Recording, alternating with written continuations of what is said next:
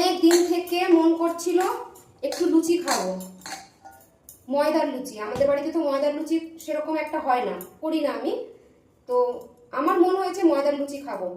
আর হচ্ছে গিয়ে কুমড়ো আর ছোলা, কাঁচা ছোলা দিয়ে একটা তরকারি হয় না, সেই তরকারিটা। তো শেষে আজকে হয়ে গেল। ছোলাটা ভিজিয়ে রেখেছিলাম, আর তাই আর ওর বাবার কাজ এখন আজকে নেই এরকম।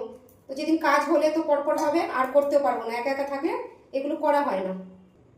ময়দার লুচি আর তরকারি হয়ে গেছে, কুমড়ো আর ছোলা আর একটু আলু দিয়েছি, দিয়ে ওই তরকারি তোমাদের দেখাই।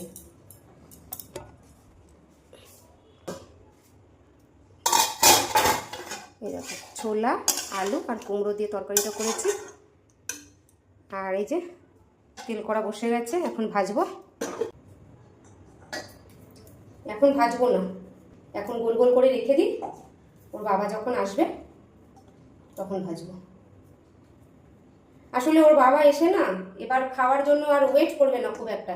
এবার তখন যদি আমি ভেজে ভেজে ভিডিও করি তাহলে একটু সমস্যা হয়ে যাবে, ওই জন্য এখন একটা দুটো ভাজবো, ভেজে ভিডিওটা করে নেব, তারপর ওর বাবা আসলে ঝপাঝপ ভেজে খেতে দিয়ে দেবো।